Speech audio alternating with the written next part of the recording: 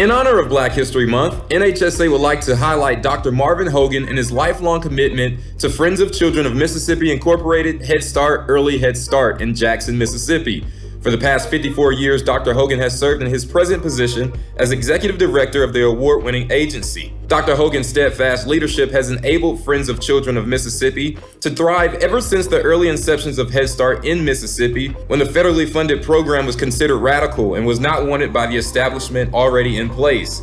At that time, Dr. Hogan, along with other advocates, initially worked for 13 weeks with no federal funds until the state of Mississippi was finally granted the funds. Watch NHSA's interview with Dr. Hogan as he describes the struggles of overcoming racial adversity in the early childhood education field and how it shaped his community and program today. During that time, that was no support from anyone, especially the state government.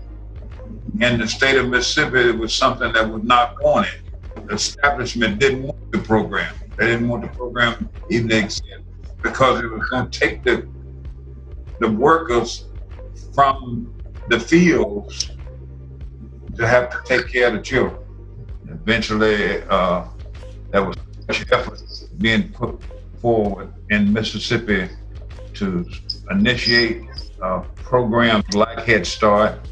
I didn't have no idea and didn't have no desire to get involved in Head Start. I was doing what I really wanted to do, and that is coach.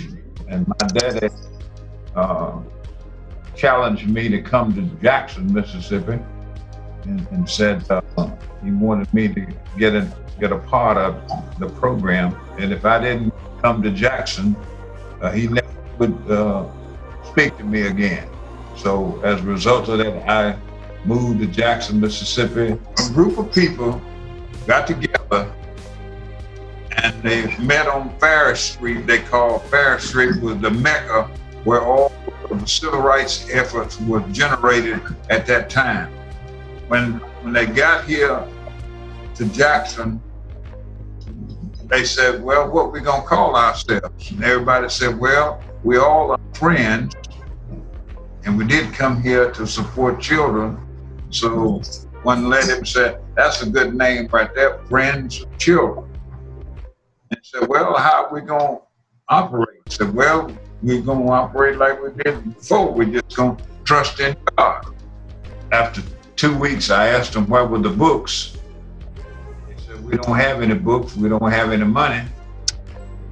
We operated for 13 weeks without any federal or state money, but the state was not supporting the effort of START. And as a result of that, we started, quote unquote, begging, pleading with people for donations, contributions, and what have you. It was a frightening experience because, the establishment was against everything that you put forward, and they tried to do everything they could to put you under.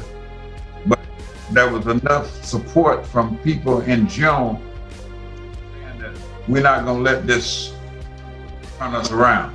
People then were very strong in terms of committed to a challenge that they felt like was beneficial for their children and themselves.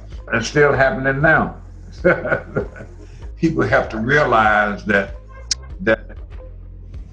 to break that cycle of poverty, you're gonna have to work together. If you don't work together, you can hang it up.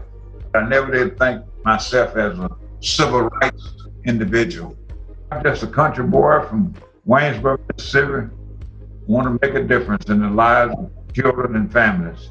That's all I've ever done.